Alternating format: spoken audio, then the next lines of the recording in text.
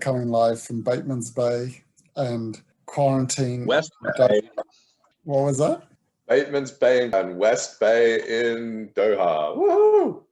Will is currently in lockdown, slightly going stir crazy from being locked in a room, which actually he's, probably isn't the first time he's been locked in a room before. Don't look at his police record, whatever you do. But in this episode, we're going to be talking about a bit of a summary of the past episodes that we've discussed with interviews and discussions between ourselves. And what we want to do is really summarise what we've learned to date and how it could be applied in a practical sense for our own investing purposes and anyone else's as well, obviously. We've interviewed already psychologists, we've interviewed race car drivers and pilots, we've interviewed upcoming investors, young investors. And we've also talked about investing methodologies and way to think about different companies using the blue ocean strategy or using the STAR principles.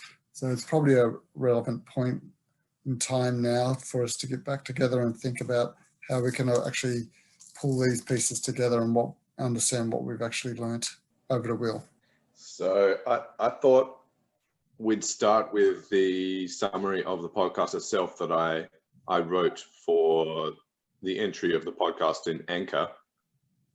I said there that we solved the mathematical problem of causing an enormous increase in one's net financial worth through human effort. The podcast therefore has two themes, mathematics and human behaviour. Together, behavioural investing. I said that we take a first principles approach by summarising scientific studies and interviewing psychology and mathematics researchers. This will show us the first principles. I then said that we will then reason from these first principles to the best strategy to cause optimal human investing behaviour. Let's talk about episode 1, where we interviewed the psychologist Tom, and he gave us some good tips about thinking about long-term investing. We introduced Tom to the concept of massive net financial growth in assets. And he gave us a bit of guidance on how we could actually achieve that, not so much in a financial perspective, but from a behavioural perspective. I think the key points that I got from his discussion was it's critical that you define what your goal is initially, and you define in specific terms using a SMART framework how you would go about to achieve that long-term goal. He did highlight that it's not usual or common for humans to think about long-term objectives. We very much have lived in a history where we have wanted short-term needs to ensure that our survival, but that saving for the future is something that's not naturally intrinsic in humans. He also pointed on the topic of giving up your wants and making sure that you're able to give up short-term desires in order to achieve a longer-term objective. And one of the things that he pointed out was to give yourself short-term rewards as a way to incentivize yourself to keep going forward. And why were those short-term rewards required? What was the system that he was leveraging? And why does that system exist? So my understanding was there was a dopamine system. And you'll correct me if I'm wrong, but it was a dopamine system. And by getting those short-term rewards, you're incentivized to continue on by getting a dopamine. So why does that dopamine system exist? Well, please enlighten us. I don't want this to be so what I'm trying to do... No. But what I'm trying to do is have things driven by first principles. And feel free to accuse me of being an Elon Musk fanboy, but he uses first principles to do things like make cheaper battery packs. So there's an interview, I think, in one of the Tesla factories with Elon Musk, where he's talking about how it costs like $600 per kilowatt hour to buy a battery pack. But if he went back to first principles and used, laws of physics and theories from chemistry and simply assembled the raw materials required to produce a battery pack, he could do it more efficiently and cheaply. And that's how, Tesla gained an advantage. And is essentially... How do we apply that to what we're talking about here with dopamine or short? Sure.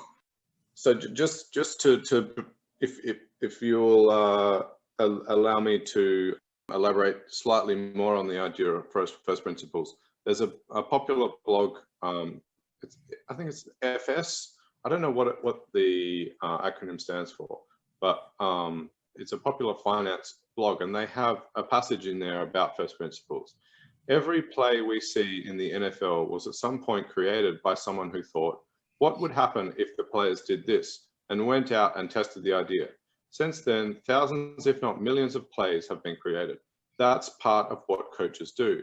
They assess what's physically possible along with the weaknesses of other teams and the capabilities of their own players, and create the plays that are designed to give their teams an advantage. The coach reasons from first principles. The rules of football, in this case, are the first principles. They govern what you can and can't do. Just like Elon Musk had to examine the laws of physics and chemistry to figure out what he could and could not do with the raw materials for the batteries, this is what NFL coaches have to do. And then they go on to say, everything is possible as long as it's not against the rules. The play stealer works off what's already been done. Sure, maybe he adds a tweak here or there, but by and large, he's just copying something that someone else created. So in doing this podcast, what we could do, in trying to figure out how to become rich, essentially, is we could, I don't know, get a financial consultant, sit down with them. They'll give their off-the-shelf package with all of their commissions and other fee-earning ideas built in, and we will slowly get rich, but we'll also make the advisor rich. So also get an understanding of how they work and what's in their thinking and what's in their products, and also their understanding of the products themselves. It's true, yeah, and we probably should have an advisor on. I think we've lined one up for season 2. But what I'm getting at is that it sounds like Tom was pointing us at a first principle, because he was highlighting the fact that we are an animal, and like other animals, we have a reward system that uses hormones, one of those being dopamine, to essentially foster repetition of behaviors that are conducive to the achievement of things that are valuable to us. And Tom, as you were sort of introducing there, Ben, Tom said that that releases of dopamine will produce in us a good feeling when something that is accords with our values occurs, so that we're more likely, in seeking that good feeling that dopamine causes, we're more likely to repeat that behavior. And we can't really... It's a system. Yep. We just need to be able to manipulate it to our own advantage, in terms of advantage of a financial goal. In other words, become rich, as you said. So if we were to think about that now, what is the big audacious goal first? And then what are the short-term rewards that you're going to put in place for achieving them? And how frequently are those short-term goals going to be? Short-term rewards going to be? And that's what we haven't answered. Yeah, I don't know. So for me, I put a little bit of thought, and a very, very little bit of thought into it. No, we do have the goal. We have the goal, and that's the reason for this whole podcast. And it was you. We're starting actually from the wrong interview. We should be starting from the interview I did with you, because it was basically this incredible idea and goal that you came up with of $1 billion in 108 years that basically led us to do this go on this whole journey, because we were like, you know, well, 108 years is a hell of a long time to repeat these behaviors for. And, you know, and by the way, why does nobody do it? Because like $1 billion is, if either of us had $1 billion, can you imagine what it would be like? Like, it's unimaginably awesome. But at the same time, literally nobody is doing the repetitive behavior that you outlined that's required to achieve the goal. So that's like, there's this massively awesome goal that could be achieved, but literally nobody that we've ever met is doing it. So that's the whole mystery that we're trying to solve.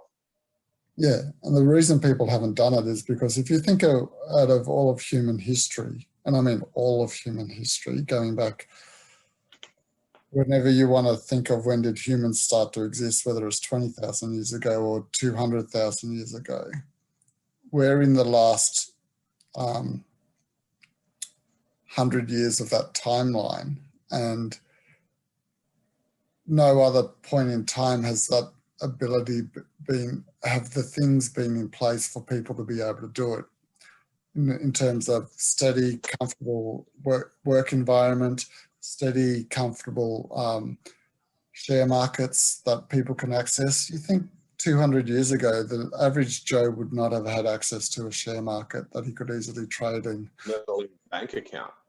Yeah, exactly. Bank account, let alone a trading account. Yeah, probably. Yeah. It's probably easier for him to trade on some market somewhere. There probably would have been more value opportunities, like at that time, because of the. Imagine if you had Benjamin Graham's Intelligent Investor 200 years ago, and you had the money and you could invest. You would have found so many opportunities, or even your local factory. Yeah, exactly. So I think, well, we've almost defined what the short-term goals are then. It's every year putting $35,000 in to the share market. And you could set up the goals being, rather than a 35,000 lump sum, you could break it into shorter term goals. You could make 17,500 every 6 months. And once you've done that, you give yourself some nice reward with any. Well, it's just shy of $3,000 a month. Yeah. Okay. So if you want to do it monthly, I think you've got to make the goals. Depends what really triggers your reward system. Because I think if you had it 6 monthly, and you said at the end of each 6 months that we hit it, assuming that you do have the cash spare, you could say, I'll do a nice little overseas holiday for a week or 2 weeks. Yeah, that's what I was thinking. If you were going to do it monthly, then I think the reward needs to be proportionally smaller as well, so it doesn't tax your financials or your time resources. So if it was a monthly thing, it might be just going out for a nice meal and go to the theatre or something, or the cinema. I think people need to think about that. I think a 6 monthly one would be, I don't know, for myself, you need to tap into your own desires. Would be like an overseas holiday each 6 months that you achieved. Yeah. But I'm just to admittedly belabor this point, but only because I feel like there's absolutely no point in getting involved in this if we don't know the first principles, if we don't know actually exactly what it is we're operating with. And the reason we're even having this discussion is that there's this first principle about being a human in terms of the rules, which is that how we get through life is with a biologically based and driven reward system called the dopamine system. And when something that's valuable to us occurs, we get a release of dopamine in the hopes, in our little biological system's hopes of having us as an organism repeat that behavior so that that thing that's valuable to us in terms of our survival occurs again. Yep. So I just, as much what this whole exercise is for me is to discover the dimensions, like the rules, you know, of the playing field that we're on as humans, as primates, so that, because it's a really big thing that we're trying to accomplish. And, you know, I'm sitting here and I'm looking at the modern pyramids of West Bay in Doha, the diplomatic area in Doha. There's a bunch of skyscrapers here. None of those skyscrapers would have a chance of standing without the engineers that designed them understanding the first principles, you know, basically of physics and materials science, for the materials used to put these things together. That's what I'm talking about. Yeah. All right. So what are your short-term goals going to be? Or if you can't answer it now, that's fine. Well, there's another thing. So another thing, I'll kind of answer that by summarizing another part of what Tom said. And it's actually a theme that I noticed throughout all the interviews. And the term that Tom used was episodic future thinking. And he brought this up as another way to illustrate how to proceed informed by the first principle that we are essentially a biological system with a bunch of hormones, including dopamine, coursing through our, I guess, is it limbic system? We really need to have a biologist on to tell us more about this. But and you used the word tricking yourself before, Ben. So episodic future thinking is just psychologist speak for imagination. So, it's hard for me to comprehend what it would be like to be a billionaire. But the things that spring to mind are, you know, an apartment on the Champs-Élysées in Paris, an apartment on Oxford Street in London, an apartment, you know, literally on Wall Street in New York. What else? You have a garage containing, you know, a Mercedes S600 AMG in each of those apartments, with a custom paint. You know what I mean? You know where I'm going with this. But what else? You would have your own private jet, I reckon. I reckon you could have your own private jet as a billionaire. You'd have your own driver, your own, you know, pilot, for God's sake. So, you know, just as an image to feed into your imagination. So Tom said what you need to do is build up an image that is realistic. So you know, I'm not talking about owning whole cities here or having my own country. You wouldn't have that as a billionaire. But I think it is realistic to think that you would be able to purchase apartments and have incredibly nice cars in some of the world's best cities, which would put you walking distance to some of the best cultural experiences. So, you know, you'd be able to walk to Broadway. I actually don't know. You know, I never went to Broadway actually when I went to New York. So I don't know where. Sorry? You should have, you missed out. If you ever get over there again, it's definitely worth going to see a few shows. And okay. So where would you have an apartment in New York if you were a billionaire and you wanted to walk to Broadway? I don't know. To tell the truth, I've been to New York a few times, but I don't know it well enough to answer that question really quickly. I think. Well, should you though? If we're going to do this, come on, we need to have a proper, realistic episode, future episodic. I think you would want an apartment that ultimately overlooks Grand Central Park. Okay, yeah. And then you just get in your limousine and get him to drive you down to Broadway. Yeah. Or you catch and that would be realistic as a billionaire. Yeah. Okay. So what I'm talking about is, so what Tom said, so this is how a psychologist responds to the problem of leveraging the first principle of our hormone-based reward system to cause us to engage repetitively in behavior that will be conducive to incredible wealth. It's interesting. So he said, what we should do is imagine how amazing it would be, but it has to be a realistic imagination, because you actually want to, use this for motivational purposes. And what that imagination can do, if it's vivid enough, is that it will core, especially if you imagine the feelings, the smells, the sounds, what you would see, what you would touch. So what you do is you feed into your brain and into the different sensory systems the brain commands, inputs which will, as vividly as possible, place you there in the achievement. And that then will actually cause some hormone releases, and that is the source of motivation. That's my answer to how we can. And I agree. I think it is probably something that I haven't explored properly myself, but I do think it's something that I do want to explore.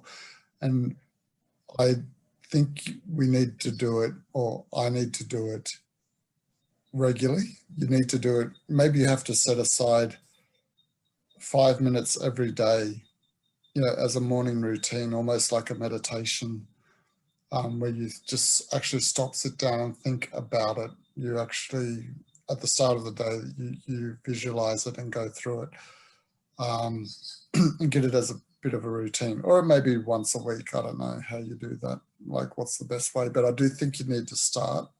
And if you just dedicate 5 minutes or 3 minutes even, just sitting down and in a quiet spot, obviously, with no distractions, and do it. And actually, let's do it properly and give it a go, rather than just being able to talk about it.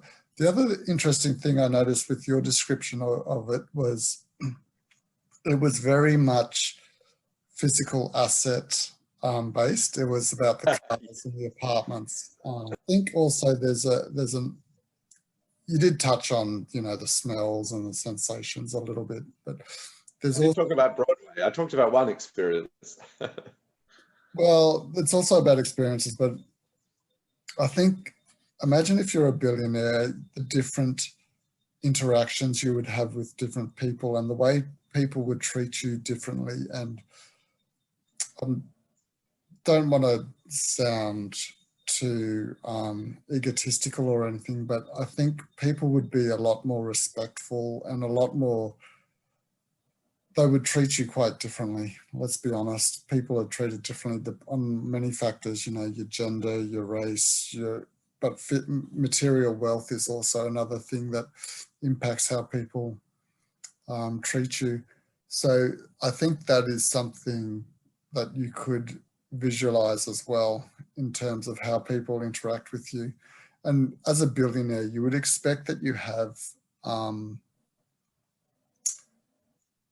I would expect that it's not, you're going to have people working with you in a way, like you probably are going to continue on with your job, but you're eventually going to get to such a level of wealth that you're thinking, I'm going to give up the GIS mapping job for the Qatar government and actually run my own business or something, take that opportunity.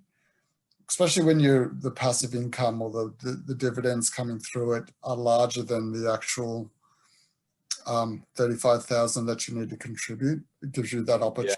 Yeah. And when you start venturing out into other businesses yourself, as a boss, number one, people will treat you differently, but as a billionaire boss, they're going to treat you even more differently.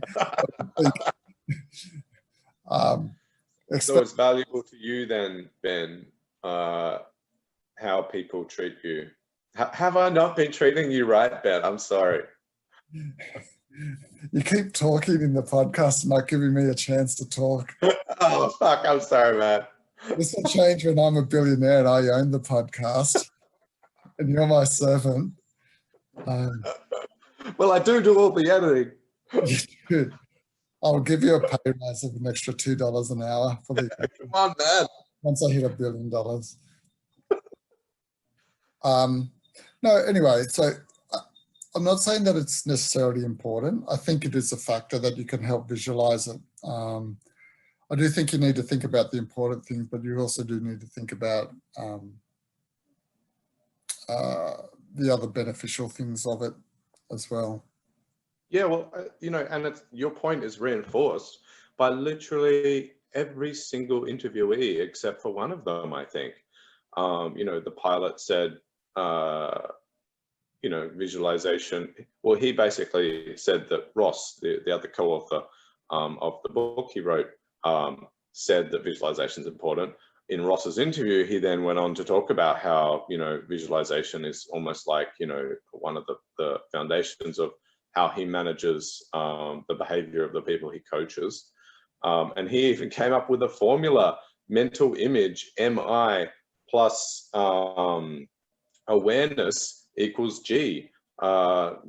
Goal, MI plus A equals G. So, it was, and he'd written a little ebook about visualization. I think we both downloaded it. And then I don't think Tom Perfremont talked about visualization. But Lee Caldwell at the end, he talked about system 1, which is the automatic autonomic nervous system type response or thinking. And there's system 2, which is the deliberative thinking style where you do all your calculations. And that system is at risk of being overwhelmed by the emotional override, so-called, of system 1. And then he talked about system 3, which is basically imagination. So, it was the only thing that basically was constant throughout all of the experts that we consulted to discover the first principles of how to actually manage human behavior well enough to achieve $1 billion. I think one of the really good things that Tom mentioned as well, which I've read in other investing books or strategy books, was you really want to reinforce the process or the action rather than the outcome. You may not always get the outcome that you want, but if you're doing the process or the framework that you set up, then at least you get to analyze why you didn't get the outcome, and you get to set things up in such a way that you have the most likelihood of getting the outcome that you want. So he said, and that was backed up also by Phil, and I think it's pretty significant. Like, Phil isn't just anybody. Phil is a flight instructor for Australia's, biggest airline. So a clinical psychologist and a flight instructor for commercial pilots is, both of them are saying you need to reinforce the engaging in good behaviors, not just the outcomes. Yeah. So that's what I got from that. And the other thing which we both know is to make the goals smart, specific, measurable, achievable, realistic, and time-bound.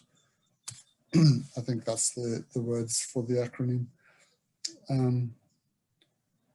Okay, do you want to go on to episode 3, which was the pilot? I think actually an interesting thing with this, and I know it's not necessarily, it's a bit trite or cliche, but he did say for himself, he doesn't see his job as a job. It's something that he loves to do. And you hear it all the time, people saying, do the work you love and you'll never work a day in your life. There's sort of a nice start to the podcast with that one.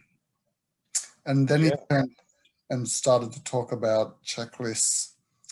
But just before I get to that, I do also think that you can develop a love for your job, even if it's not necessarily a love that you have initially. You can spend enough time and essentially master your craft. And by mastering it, you can develop a degree of love for the job itself and a degree of competence that allows you to find satisfaction in doing the work. Because I think a lot of people put the horse before, or the cart before the horse when it comes to finding a job. They always think, oh, I've got to do something that I love. But what do people really love? They love sitting on their bums watching movies. They love singing in karaoke booths, and they love playing sports. But realistically, there's only a very small percentage of the population that can earn a decent income from doing that. So what you need to do is find a job that's going to pay a reasonably good income, and then master it. And by mastering it, you do become to like the job within reason. Yeah, there's satisfaction through mastery and the recognition that comes from being a master. Mm. And you can be a master at anything. It's quite different to have the confidence and the zen that you'll feel through being a true master of something. And you can be a master of collecting the garbage, or you can be a master as the CEO of Microsoft. Both of them, if the experience involves mastery, both of those are respectable and laudable. Yeah, I know which one I would want to be, but you take your point. Sorry, can you edit that out? That comment's not appropriate. So then, I'm noticing a theme here, Ben. You want respect. I do. I want to be Microsoft's CEO. No, I don't. Satya Nadella is a dude, I have to say. His attitude in some of the interview, I mean, can you imagine if we could interview someone like that? But there's something simple and true about Satya Nadella's nature that I've seen. And he is a humble guy. He is just someone, you know, who doesn't think the sun shines out his ass. He's just there and he's doing his best. And I appreciate that about him. Send him a tweet and see if he will come on our podcast. It's worth trying. Oh yeah, it's worth trying. Let's contact Shaq as well and Michael Jordan. You know, you never know. Mike Tyson. So the next thing that Phil started to talk about was checklists and the importance of checklists. And the key thing that I got from it, that is, pilots do checklists before they fly. They do them during the flight, and they also have checklists for emergency situations. Why couldn't we have that for investing for companies? We've already got a checklist in place essentially for before we purchase. So we're doing that framework from Stanford University, where we both studied, and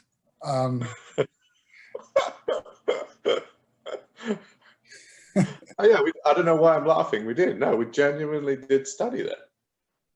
And virtually. So we've got the one in place before.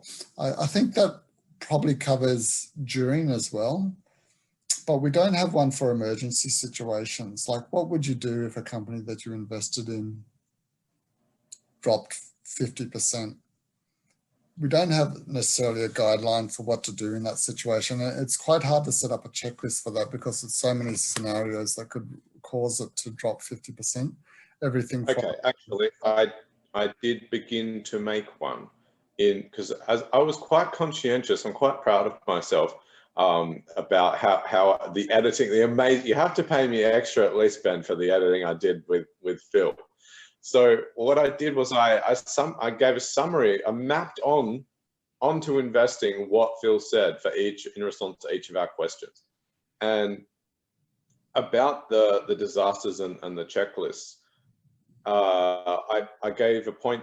I made a point about Amazon. It was actually from Jason Zweig, the famous Wall Street Journal columnist. So he talked about how Amazon dropped more than 90%. From 2000 to 2001 during the tech crash. And so that was the price of the business dropped that much, but through 1999 to 2000 to 2001, sales increased at a compound rate of 25% per year. So, and one great thing that that Phil said was when you're a pilot, and you think a disaster has happened, you shouldn't react immediately. What you need to do is check other instruments on your instrument panel. Maybe one of the instruments has just broken. So once you've confirmed things across multiple instruments, the next thing you have to do is confirm things across multiple crew members. So you have to go and check, that's why there's a co-pilot in a larger aircraft. So you go around the cabin and ask them, hey, are you seeing what I'm seeing with these multiple instruments indicating there's a disaster? And he said, funnily enough, that, and this is there was all sorts of things that you were imagining when he was talking. He was saying nonchalantly, oh yeah, actually usually there's enough time, when you're flying, actually to react and sit there and think. I'm just thinking about this plane just flying towards the ground, with the pilots sort of, scratching their chins thinking. So in terms of investing, what are the multiple instruments that you have? The first instrument, yes, is the price of the business, which most people think it's the share price, but actually that's deceptive. You should think about the price of the business, but that's what the share price is a proxy for. But there's other instruments as well that you have on your dashboard, as a pilot of an investor. And the principal one, another one, is the sales. So if the price of the business has crashed, but the sales have not crashed, then you're looking at an incredible buying opportunity, which is what 2000 was, when Amazon, the dominant online retailer, dropped more than 90% and sales were going up 25% per annum. That's pretty much the definition of the best buying opportunity that's ever existed. Maybe also from a human behavioural way to control human behaviour, maybe you set up a checklist that says, if something happens, you're essentially a checklist to control your emotions and your urges. Maybe you say this checklist has to go through certain things with the company itself, but then also the checklist dictates your own behavior. So you say, let's say you had a rule, you don't sell shares without doing 1 month's worth of research. In an emergency situation, you put the delay or pause button on your own reactions, saying, it could be 1 month, it could be 1 week, or it could be three months. You have to determine that. But I like the idea of putting a pause button on your own ability to make a choice, because you're trying to override the emotions.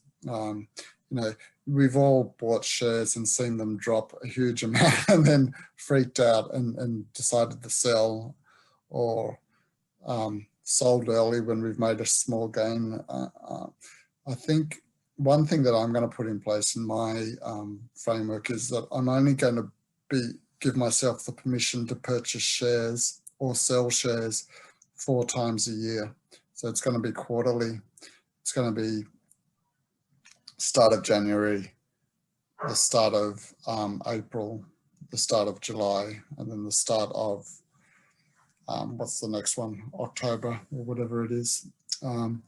So you can do the research and you can find all these bargains, and if it's not a good bargain in 2.5 months from when you've identified it, then it's probably not the right company in the first place. It's got to be low for a while. We shouldn't be just trying to find these companies that are very specky. Yeah, I think that's, at least from a human emotional control perspective, that is part of a framework that could work well, I think. Okay, great. So we should start taking notes about a framework. Yep. Buy and sell 4 times a year. The option, you don't have to, obviously, you don't have to sell or buy, but you only have that opportunity, I should say, to buy or sell. Well, that reminds me of another interviewee that I want us to get, which is Nick Griffin, who's the Chief Investment Officer for Munro Partners. And he said that they use a 20% stop loss, not as an automatic sell, but as a trigger for the whole team, not just the analyst who came up with the idea, but for the whole team to review whether or not the investment thesis is still valid. And he said that generally, and for the investment to stay in the portfolio, there has to be consensus amongst the whole team that it should stay in. And he said that generally, the first review will result in, consensus agreement that it will stay in, consensus that it should stay in. But if the at the month, I think they do a monthly review. So if the next month it's still down 20%, then they have that discussion again, and they might become more serious about removing it. But that's another possible addition to the framework. Yeah, exactly. So you could, if you're really worried about a share or you see a good opportunity, you may throw it over to me and get myself to review it, and then exactly. At least, obviously I don't dictate whether you buy or sell, but at least you've gotten another perspective on the company. Yeah, so to take this seriously, we would come up with, literally make a cockpit, a pilot cockpit as investors. We could literally have a diagram of the dials. So one of the dials would be the price of the business. Another dial would be the rate of increase in sales per year, et cetera, et cetera. So you have a bunch of dials, and the disaster that you're thinking is occurring based on output from one of the dials has to be shown across the other dials as well before you get concerned. Then you have to take that information to your investment partner. So I would go to you. And if you also think, yeah, that's a disaster, then we would start to become alarmed and maybe consider selling. Another thing that Phil mentioned is that, or what this large airline that he works for does, they look at the possibility of bias occurring at a particular geographic location. So they'll go to other offices around the world or around the country with that information to see if people in a different office also have the same interpretation of the inputs. So that's something else for us to consider.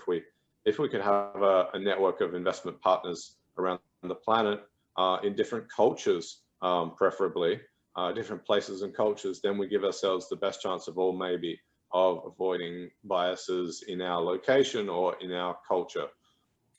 Another one that I thought was interesting, and it comes back to the Dando investor as well, but it's something that Phil mentioned, that pilots often they have to do simulations and they practice different scenarios. So it might be that they have to practice landing in a stormy weather where part of the airplane is not functioning appropriately.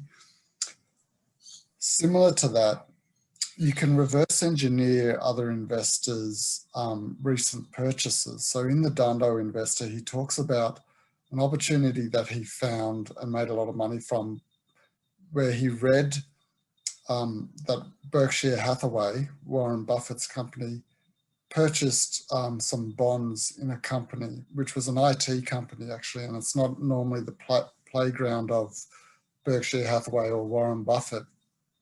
But when he heard that Buffett had made this purchase, and it was just a rumor, he started to look into it and reverse engineered why would have Buffett made this purchase. And we could start doing things like that as well. It doesn't have to be Buffett. It could be any other reasonably famous investor. But if we find an opportunity where they've made a purchase, either through the 13Fs or even a newspaper headline, then we can analyze that ourselves and see if we can work out why we understand why they made the purchase.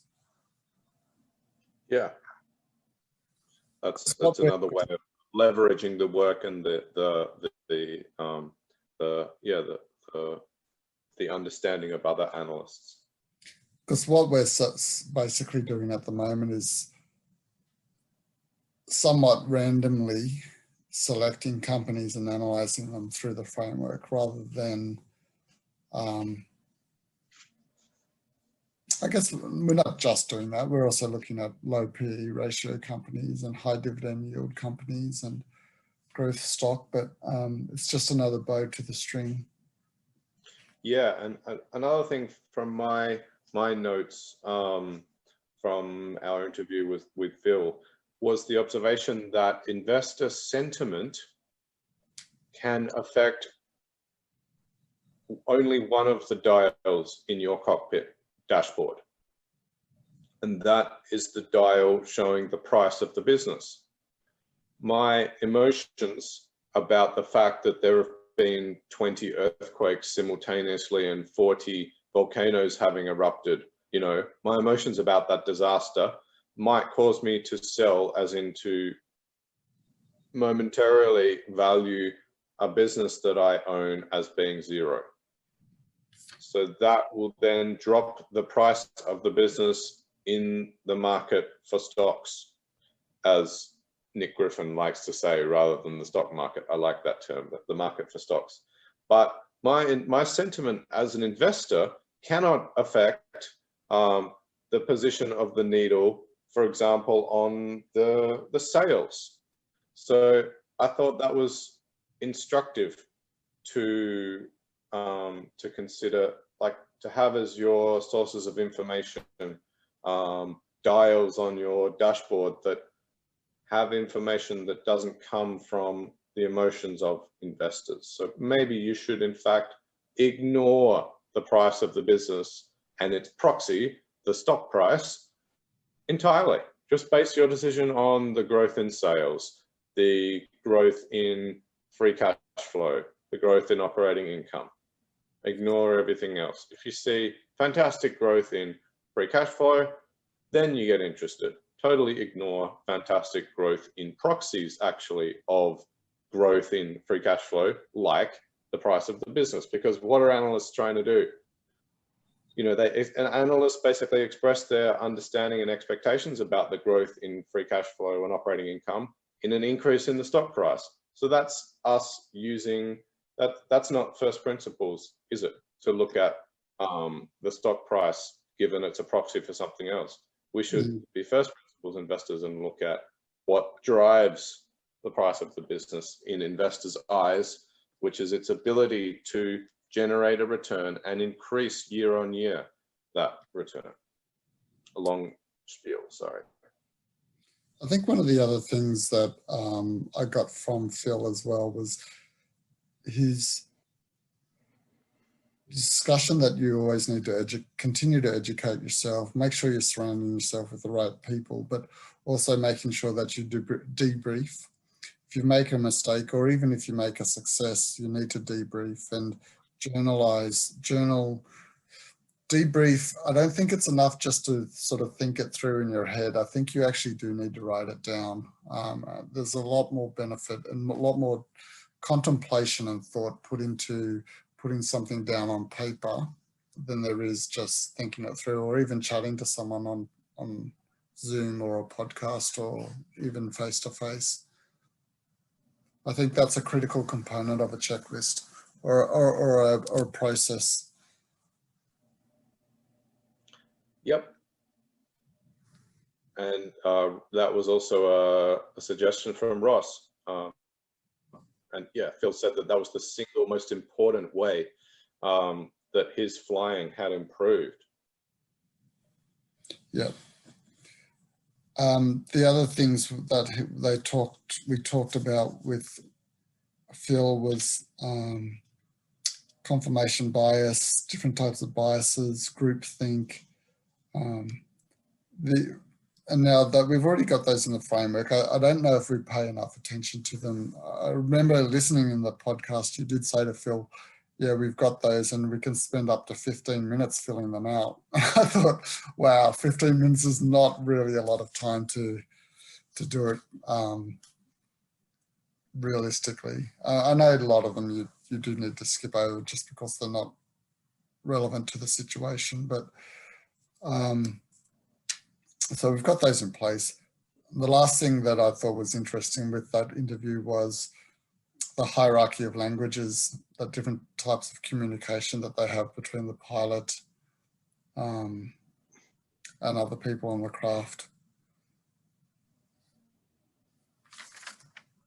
Yeah, I'm just taking some notes here.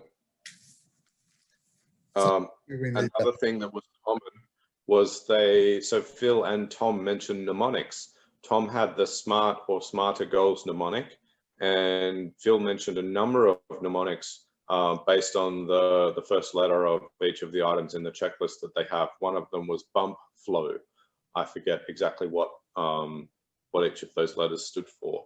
But Yeah, if we're going to have checklists, we maybe might want to turn those checklists into mnemonics.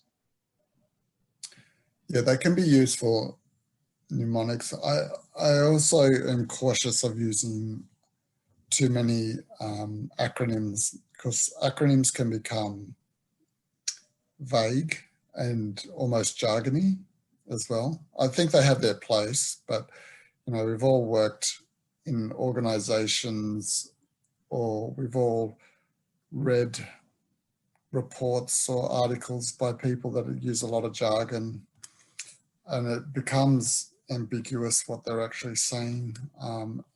We'll turn into a government bureaucracy, and we will name our new government departments in order for them to sound like a good acronym. Turn into a consulting firm and use all this jargon just rather than being clear and accurate, which is what we want to achieve. All right. I liked episode 4, if you don't mind us going into that, where we talked about Blue Ocean Strategy, which was a book that I had read, and just talked in that briefly around a different way to analyze a company from a customer's perspective, looking at a company across the value line or the value proposition that the company provides, and thinking about a company that way. You talked a lot about how distracting stock prices are in that episode, and that you really want to avoid them. Did you get anything else from that episode? I just liked it for the prompt for us to start thinking about being operators of businesses rather than just investors in businesses. And this to me is, it's the big scary thing that I've thought about doing for a long time, but haven't had the courage to do, which is just to set up a business. And I liked this first sort of, introduction for me to the idea of coming up with, an idea for a business. And we sort of went on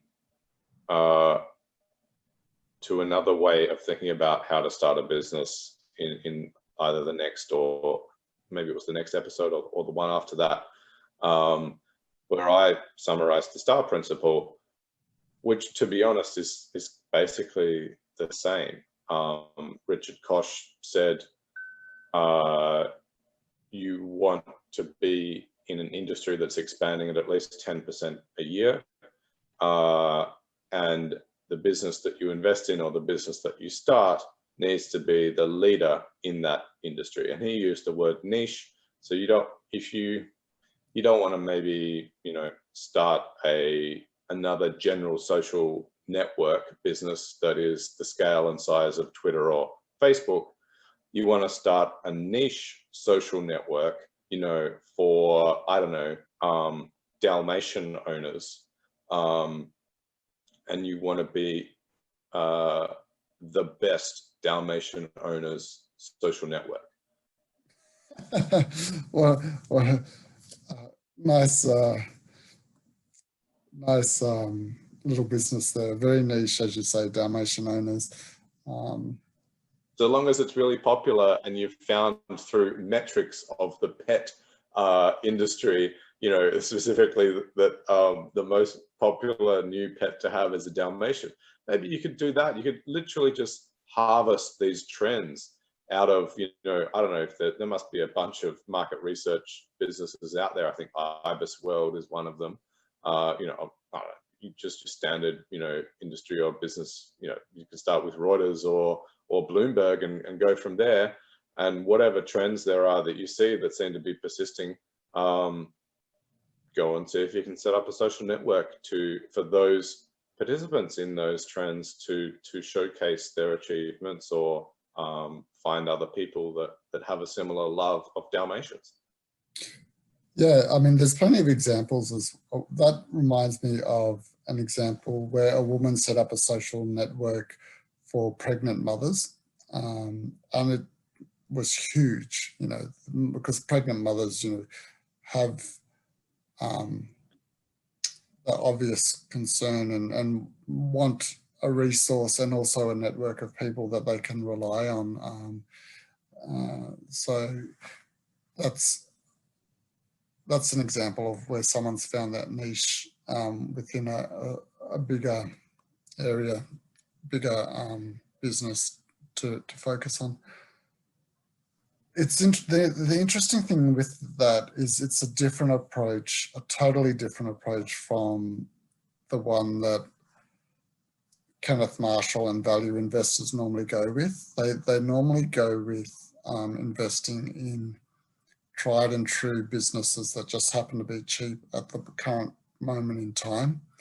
I'm not saying there's no relationship between them at all. You have to choose one or the other, but I do think I think if you're going to follow the style, and I haven't read the book, so I can't talk too much about it, but if you are going to follow it, I'd want to be doing that degree of due diligence to get enough confidence to invest in one of those. I don't know if you know whether he talks to that at all in the book, or are you just, is it quite a simple methodology where you're finding something that follows 3 or 4 key criteria and then you invest in it, or is it more in depth than that in the amount of research? Well, I haven't finished it. I'm up to the chapter where he's talking about how to come up with ideas, and I think there was 38 different sources of ideas to generate a star business. And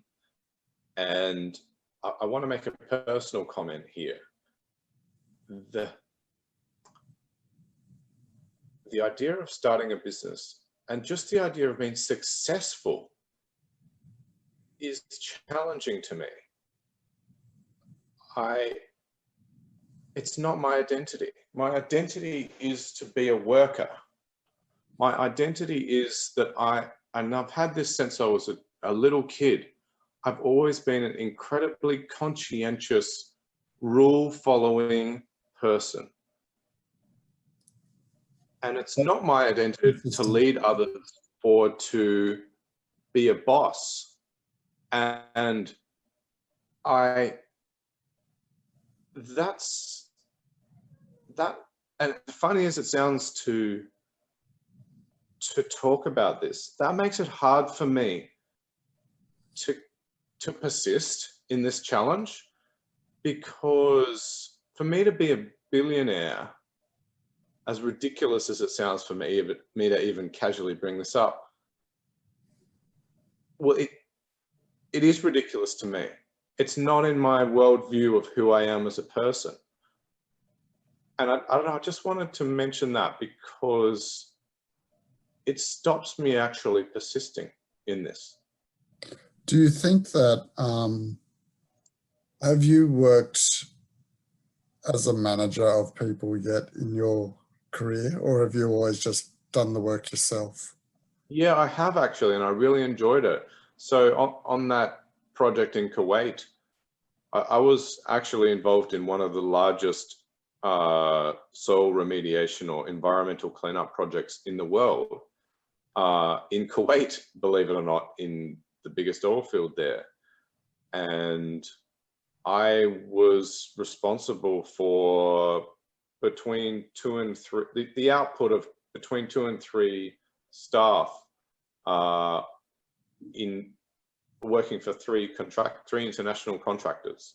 So basically between 6 and 9 people, plus another staff member in my office. So sort of between 7 and 10 people. Sorry, I have to go and shut the door. Invite them in. Invite them in so we can do a podcast with them. Help me. Help me. He's got me prisoner. Help me, please. Don't go away. Help. Help. What? What did you want? Just trying to trick the doorman into thinking that you had someone as prisoner in your room. And he was going to call the Q80 police and they were going to sneak through your window any minute now. It's actually interesting being here. Like, they're all dressed up in these disposable hospital gowns, gloves, you know, the full works to make sure they don't get infected. But like, it's the second week of quarantine. I've had the virus, my eyes were stinging, my nose was blocked. I was pretty sick, you know. It was like the flu, basically. Well, it'll be interesting to see how you are in three months or 6 months from now, whether your health is as good as it was before, or whether you're, because my concern would be not so much in getting the flu for a couple of weeks, it would be the long-term impact on fatigue. And that's what I've heard a number of people, like quite strong and young sportsmen, still suffering some sort of impact from it several months afterwards. Yep, that's right. And I've already had that. So I went to the gym, I got on the treadmill, and I think I did about 4 kilometers, and I slept for 3 hours afterwards. And I did that again yesterday. I think I slept from like 2 until 6. Wow. And you know, I'm relatively fit. When I was in Serbia a month ago, I was doing laps of, you know, on the Danube between 2 bridges in Novi Sad. There's this lovely little jogging route you can do. And I was doing that in like 1 or 0 degrees without any issue. And that was a 3 kilometer run. I wasn't exhausted afterwards. Okay. I've got to sort of wrap up in a few sort of 10 minutes or so. Sure. What was I talking about? I was really making a point. Oh yeah, I was talking about identity. Yeah. And so you've been a manager, so you've managed people, and you felt that you did that competently? I was quite proud of my achievements with that. They started off, they were terrible. Their Excel skills were non-existent. But by the end of it, they were a well-oiled machine. You know, we had them producing data which was, you know, perfect on the first go, and went straight into, you know, our database, and we could run automatically all of the reports without issue. And I thought that some confidence that you could instruct people. I guess, yeah, you're right. Did you feel, you said that you enjoyed the experience as well? I did, yeah. Well, I have a bit of a combative nature, and I'm very exacting, and I'm a bit of a perfectionist. So to be honest, I had a bit of, I was on the edge of a mental breakdown at the start, and that was partly because of the way that project was set up and the idiocy of the people who wrote the contract. Essentially, the contract that was written gave the instructors the wrong instructions, so they produced data that could never have been used to do what we needed to do. So we had to go through this, you know, I had to go through this process of fixing up the work of my team, so that we could actually have the contractors do the right thing. And that was, yeah, that was a harrowing experience. So it was on us actually, and it was on the people that were working before I got there. All right, so what did you get? So look, I think it's just a matter of it's probably just a matter of getting to the right stage in life before you start a business. And it might not be now or in the next 6 months. I'm thinking of starting one in Qatar. I already came up with a name, Waters Geospatial, and the Qatar Finance Commission or Centre will, for a fee of $5,000 a year, allow you to have 100% ownership of your business rather than 49% that you'd have to suffer without it. So you'd have to have a Qatari with 51% ownership. So yeah, I'm already thinking of starting a geospatial firm here. And I'd like to have a geospatial arm purely, like consulting. I'd like to have an equipment hire arm for, you know, theodolites and total stations and other surveying equipment. And I'd like to have a finance arm. And there's a new discipline called geospatial finance, which basically, you know, has geospatial analysts working for insurance firms, banks, investment firms, hedge funds,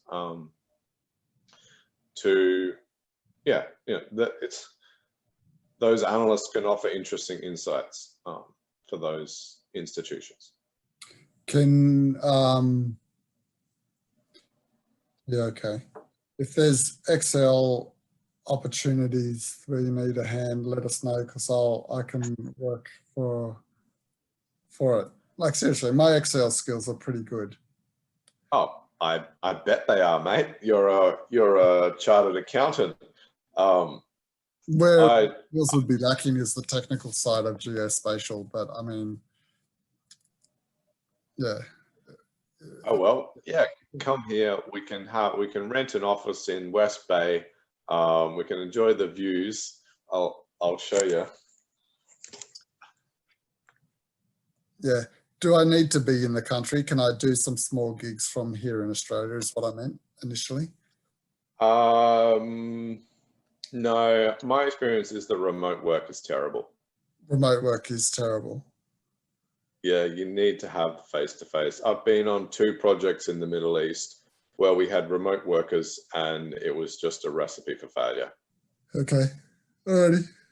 I'll come over. Just guarantee me a $200,000 job salary, or I'll even come over for 180. All right, I'll give it to you as stock-based compensation. How about that?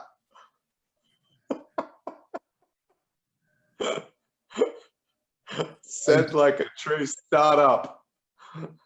Let's do. I've got 5 minutes left.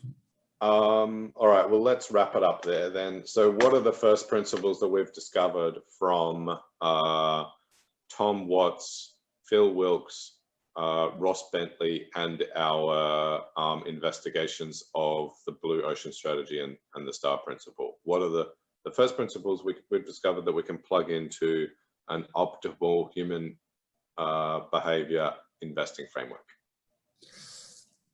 I think what I was going to finish off with Ross was some of the points that he made, which I thought were relevant, that were unique or added to the potential checklist or the methodology that we apply. They included the need to apply a unique methodology. Can be quite critical. You can't just, and unique is a key word here. It doesn't mean a different methodology. It can mean doing the work thoroughly. A lot of people think that they're value investors or analysts, but they're doing superficial work. I think it's critical that the work that we do and identifying companies needs to be robust. And I think a lot of people that are like us, retail investors, are probably not doing really in-depth due diligence or applying a checklist or getting friends or partners to review the work and essentially what we're doing It's literally what we're doing. 99% of investors do not do it. Like, even if they apply the good stocks cheap framework, that's only part of what we're talking about. They're not having these SMART goals. They're not having visualization. They're not doing rewards, short-term. They're not coming up with shared visualizations and triggers and programming between members of a team, which Ross mentioned as being a critical thing that distinguished different racing teams. He said you can have the best cars, the best coaches, but the thing that sets teams apart is when they have a shared vision and shared programming and shared triggers. And I really, when he said that, I smiled and I was like, well, look at what you and I are doing. We are being serious enough about this to set up a podcast and interview someone like Ross, who was, by the way, an IndyCar driver, for goodness sake. And he was someone who, he had amazing stories, like escaping a burning IndyCar and then trying to still qualify the next week with a burnt face. The other thing that proud when he said that, and realizing what we were doing, that we were doing exactly what someone like him said should be doing. And the other thing that I think was really related to that was his attitude. He talked about when he was an IndyCar racer, and I don't remember the exact story that he said, but he often had the attitude of being very competitive, but also being an underdog mentality, where he used the exact phrase of saying, watch this. If you don't think I can do it, then watch this. So for us, it needs to be, okay, if you don't think you can get $2 million in net assets, okay, then watch this. I'm going to do it. So you need to have that sort of attitude and bring that to the table. I loved that. Yeah. Watch this capital. That can be the name of our partnership. Yeah, exactly. He said, and I love the story about his wife buying a house in Hawaii and doing a dance, the traditional dance, the welcome dance for going into someone's house. I thought that was beautiful and spiritual and holy and good and sacred, and that kicked off an interesting discussion in the podcast about how you can't have a hope of winning if you're copying others. Well, the interesting thing is what that dance, the opportunity that it brought up for them was that the real estate agent had heard that she had did that dance, and therefore it was the house. Yeah. So he offered her the house and said, yeah, you're the right one. So I think exploring other, I don't expect us to do a dance, but trying to... Maybe we should. That would be outrageous. That a chartered accountant and a geospatial analyst who are applying a, value investing framework from some Stanford professor should have, as part of their investing approach, the ultimate emotional pull of an actual dance. I love it. Or it could be a visualization session, like a group visualization meditation session with people that we run each week on a Thursday night for half an hour. We do a meditation visualization, something like that. This is the scene from The Wolf of Wall Street where that guy is beating his chest in the restaurant in front of Leonardo DiCaprio.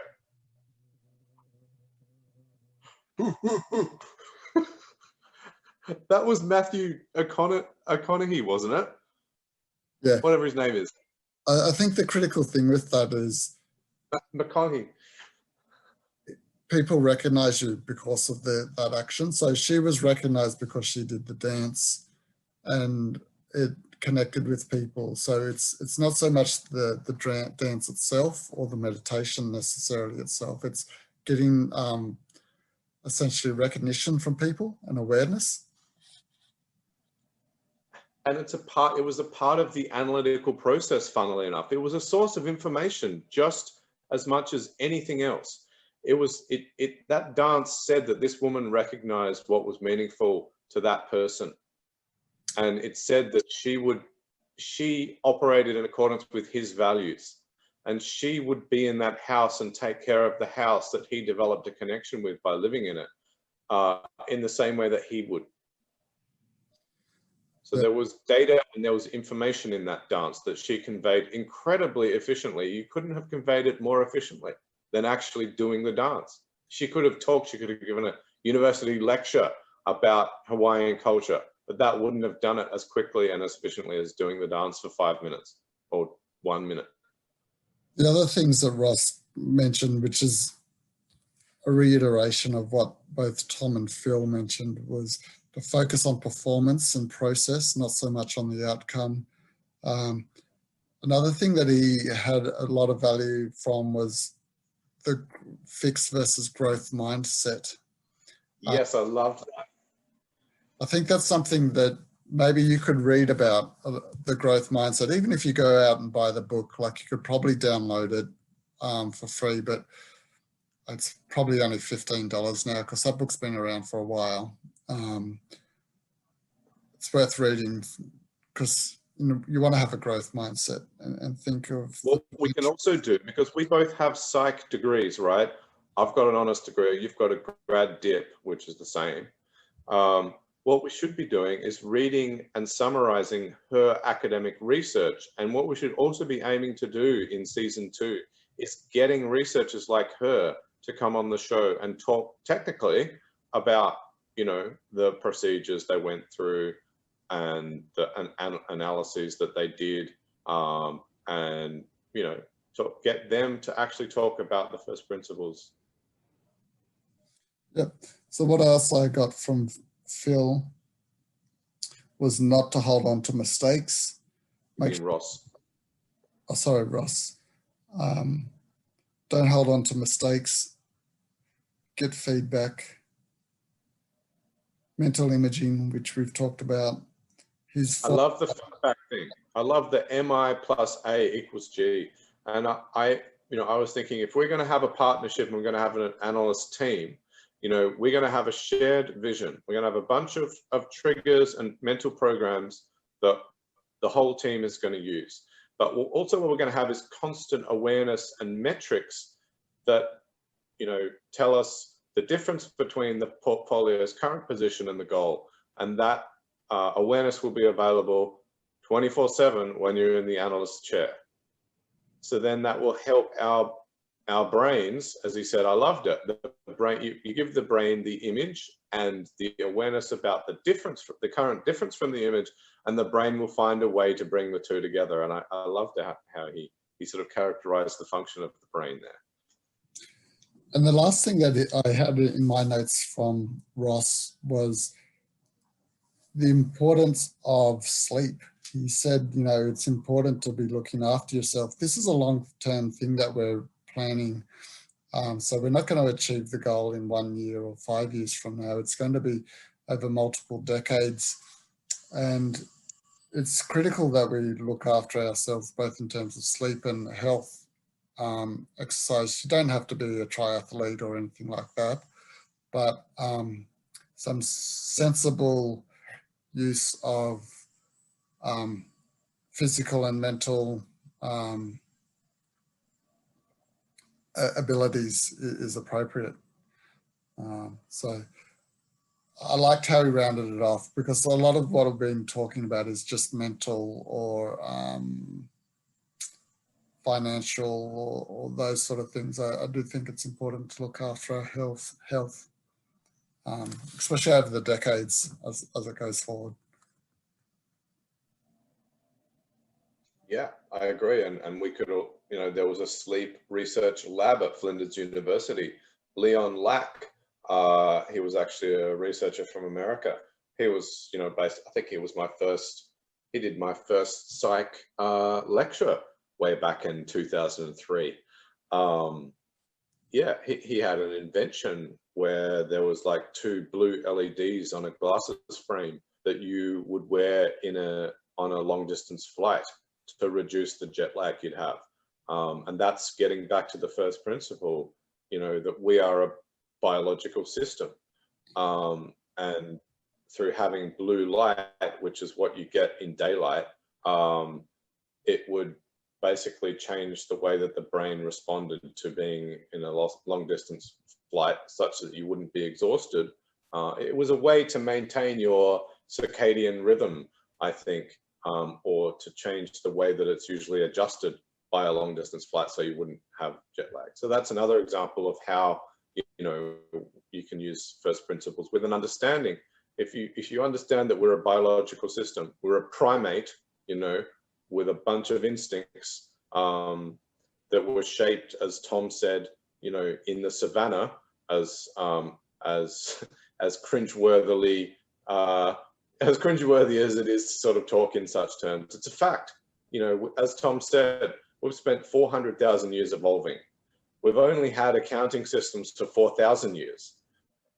Basically, for 400,000 years, we haven't had any exposure to accounting systems, to these concepts at all. So we come to the challenge with a bunch of automatic responses that don't really map automatically onto what we're trying to do. I think one other thing that I'm going to put into the process or the framework is scheduling time each day to actually do the work. Because one of the hard things that I find is that to get my dopamine hits each afternoon after work, and when I'm tired, I'll usually jump on YouTube or play online backgammon. And so it's really tough at that time of day to actually be motivated to start researching a company or reading an article that's finance or company related. I think I'm going to have to put in my process each morning, the first thing I do is 2 hours worth of research. And maybe that's all I do. And then I go to work, do my work. And then the afternoons become essentially downtime, relaxation time. No, I don't know. Too. And I have another thing that's stopping me, which is fear. And it gets, I think it's also about the identity thing. Like I talked about the identity thing as one thing that stops me. It doesn't match my view of myself, and it's not in my immediate upbringing. There's another thing, like I actually come from a fairly wealthy family. If you look back 300 years, like on my dad's side, they ran the Waters, their name was in the name of a bank from Carmarthen in Wales, and I'd love to go through that. And on my mother's side, there are a bunch of Greek traders, and one of the family members, he paid for a Greek Orthodox church to be built in Paris, and another one in London. But at least in terms of my immediate family, in my lifetime, I come from a very average background where the best I could do, really, success for me was to become a professional, and that's what I am. So you've already met the $1 billion target. You just got your timing wrong. You should absolutely. When I worked out, the wealth that there's this guy. There's actually, there's a history of Greek traders that or famous Greeks or something online. Like my mother's family, some of them are written about. And I compounded the wealth that he achieved. I compounded that for the 300 years to now at 7%. And it was trillions of dollars what that money could have been for my generation. But so that's the one thing. So my identity is that I'm successful if I'm just a professional. That's success for me. So that's the one thing that's holding me back. The other thing is, it's scary to be a value investor. And this is a common thing that throughout the literature and what people say, like, who are value investors, you're going against what everybody else is saying. You're buying Wells Fargo at $20 during a recession. and you're having to have the imagination to say, oh no, they're going to go back up to $60. And by the way, that's actually starting to happen. They're up to $30 already after the value investing framework and a workshop that I did with the professor said we should consider buying it at $20. And I'm kicking myself because I missed it. I missed the run from 20 to 30, and now I'm buying it at, I think I bought it at 27 because I was like, well, damn it, my fear stopped me, but it's still going to keep going up because it's still cheap. The framework says that Wells Fargo is still cheap. So the fear of putting my capital at risk is another thing that stops me doing, that every night, like you said that we should be scheduling it. So I agree, and a schedule, an iron discipline is what's going to help push me through the fear, along with, maybe I just had to see that it works. And that's, actually why I've signed up for another of the workshops with the professor, because I've seen that, the portfolio of stocks from a workshop, 2 of the workshops ago, has on average gone up 30%. Well, one way to, I guess, alleviate to a degree that fear of going against the crowd would be portfolio sizing. So determining how much money you actually put into that investment. So part of your checklist might be to say you don't allocate any more than 5% of your funds. Yes. And 5% is a bit of a random number, but it would get you to 20 stocks if each of them just had 5%. So then you mitigate a lot of the risk there by, if you've only got 5% in something, if it goes to 0, then you've only lost 5% of your total funds. Or you could even do smaller. You could do a portfolio of, I don't know what the percentage is of 30 stocks, or you probably wouldn't want to go 40 or 50, but that's one way to mitigate that fear, is how much you invest. Yeah. It doesn't have to be a percentage. It could be just you're not going to invest anything more than $5,000. Who cares if you lose? Yeah, sure. What I've been doing is I've just been putting $1,000 on each of the ideas. I mean, basically, I'm so risk averse. It's hilarious. But actually, the only one I put a significant amount on was Revolve, and there was kind of a dance involved with Revolve. So I bought one of the cocktail dresses for my my girlfriend at the time, who's now my wife, and we actually posed in front of the Opera House in Sydney on this fantastic holiday that we had together, with her dressed in, wearing that dress before going to an opera. So that was the equivalent of doing the dance with an investment for me, But you don't necessarily want to frame your risk aversion as a negative. And we did go dancing. We went to a club after the opera and we went dancing with that. She went dancing with that dress. So that happened. So this is the framework. This is the dance capital. Dance capital is the name of our partnership. Did a real estate agent contact you and say you guys were destined for the Sydney Opera House? They're going to sell it to you? Well, when we're billionaires, that's what we'll be doing. We'll be purchasing opera houses. You may not necessarily want to frame your risk aversion as a negative either. Neither you nor I are very experienced in investing. We're using a framework from a $30 book that we bought and from a 10-week course that we did online. I don't think your risk aversion is unfounded. I do think, like, I haven't spent heaps of money either on it either. I've got access to hundreds of thousands of dollars through my mortgage loans. But fuck no, I'm not.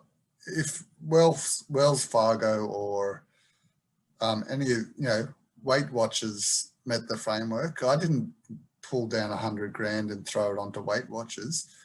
Right, but if you had, you would have 200 now.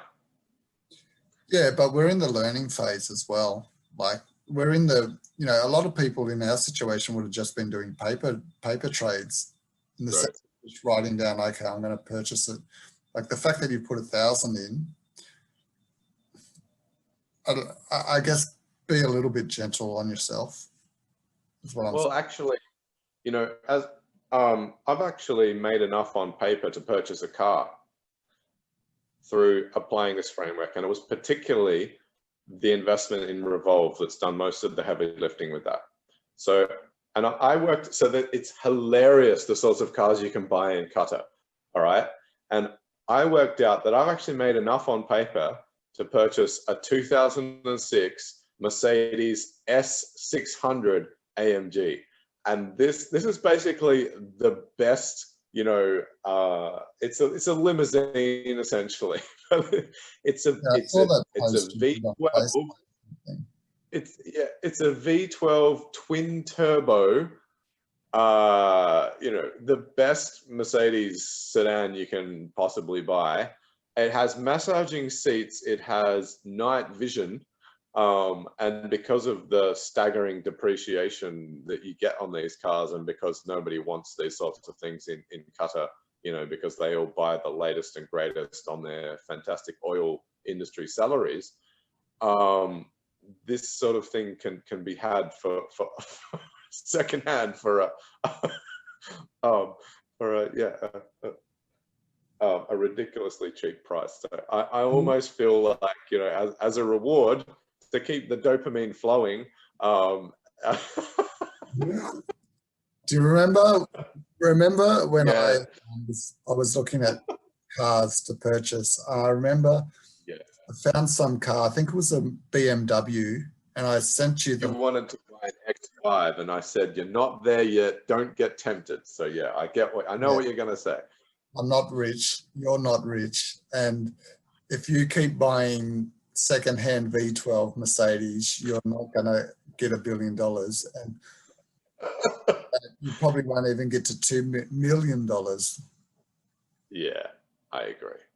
That is the single way that people are kept poor, is through luxury car depreciation. I totally get it. But you know, it was something of an achievement for me to think that I had made enough on paper through applying this framework to buy a car like that. So earn the money. If you want the car, just earn the money from your job and buy it, but just make sure you're getting those short-term targets of 35 grand a year invested. Yeah, that's the goal. And definitely our dopamine juicing system should be around reinforcing the behavior of committing that capital each year. Yeah. Anyway, sorry, I've kept you long enough. I know you want to go. Maybe we'll need another, we'll have another summary episode when you have the time to build this framework as best as we can from these interviewees, and then kick off season 2.